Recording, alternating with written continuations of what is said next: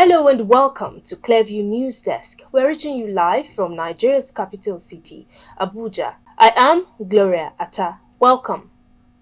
The Minister of Sports Development, John Eno, has officially unveiled Finidi George as the new head coach of the Nigerian male national team, the Super Eagles. The minister unveiled the former Super Eagles forward at an event in Abuja attended by the leaders of the Nigerian Football Federation at the Media Center of the Moshood Abiola National Stadium in Abuja this Monday morning. Clearview News' Imefunokon tells us more. Finidi George has been unveiled as the new head coach of the Super Eagles. Finidi was unveiled at the Secretariat of the Nigeria Football Federation in Abuja on Monday. Nigeria Sports Minister John Eno, NFF President Ibrahim Kosso, and Secretary General of the Soccer House Mohammed Sanusi were among the dignitaries that were present at the unveiling ceremony. The unveiling ceremony will kickstart Finidi's reign in charge of the three-time African champions. The former Ajax and Real Betis winger was an assistant to former handler of the team, Jos Peseiro, for 20 months. He handled the Super Eagles as caretaker coach for the friendlies against Ghana and Mali in March. Finidi will take charge of his first official game against Bafana Bafana of South Africa next month. Imefonokon reporting for Clearview News.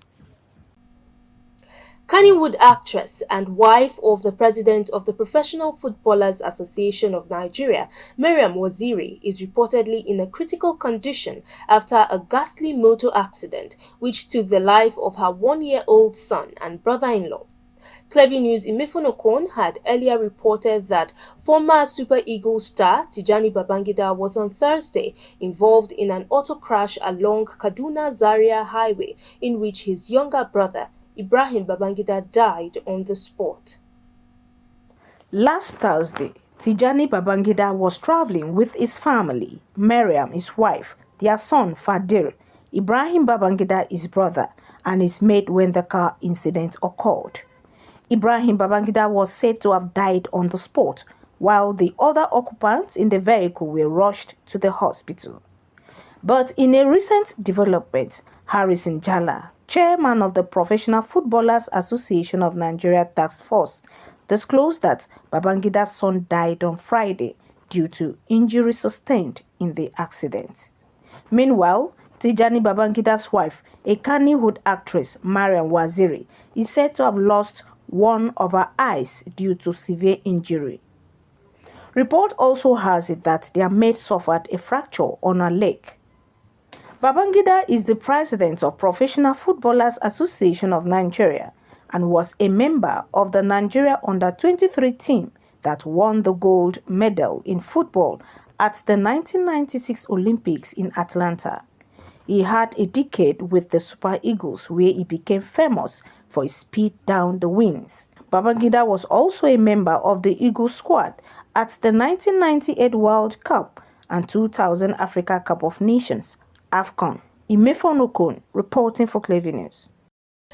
Ahead of the September and November governorship elections in Edo and Ondo states, the Independent National Electoral Commission chairman Mahmood Yakubu says the commission will soon resume the continuous voter registration exercise in both states to allow eligible voters participate in the forthcoming elections.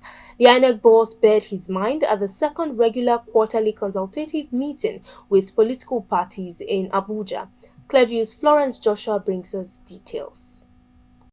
While addressing the second regular quarterly consultative meeting with political parties in Abuja, INEC Chairman Muhammad Yakubu said the Commission has already published the final list of candidates for the Edo State governorship election, following the conclusion of party primaries at the end of the period for withdrawal and substitution of candidates as provided in the timetable and schedule of activities for the election. According to him, campaign in public political parties commence on Wednesday, 24th April 2024 and will end at midnight on Thursday, 19th September 2024. That is 24 hours before the date fixed for the election as provided by law. As the elections in the two states approach, the Commission has decided to resume the continuous voter registration in the two states to enable eligible citizens who are not registered as voters to do so. Similarly, those who are registered voters also have the opportunity to transfer their registration from other states of the Federation to Edo and Ondo states, or from one location to another within the two states. Let me reiterate that the CVR is only open to new registrants and those who seek transfer of their registration. Persons who are registered as voters should not attempt to register again, as double or multiple registration is illegal. Lost or damaged voters' cards will be replaced during the exercise, but this does not require fresh registration. The CVR in Edo and Ondo states will take place simultaneously from Monday, 27th May 2024 to Wednesday, 5th June 2024, from 9 in the morning to 3 p.m. daily, including the weekend. While responding, the chairman, Inter-Party Advisory Council (IPAC), Yusuf Dantale, called for complete sanitation of the electoral system, as they call for local government autonomy and the need to stop cross-carpeting by politicians. It is unacceptable. Politicians must abide by democratic ideals, ethics, and ethos, and desist from inflammatory utterances and actions that would impede our constitutional government. The need to restore annual grants to political parties that was expunged from the Constitution by the National Assembly cannot be overemphasized. IPAC have set up its Constitution and Electoral Act Amendment Committee that will recommend aspects of the laws that need to be reviewed and presented to the National Assembly for consideration. Local government autonomy is essential for the survival of democracy in Nigeria, as politics is local. Citizens must be encouraged to actively participate in grassroots politics that guarantees free, transparent polls. Frequent cross-carpeting by national and state legislators is inimical to sustainable democracy.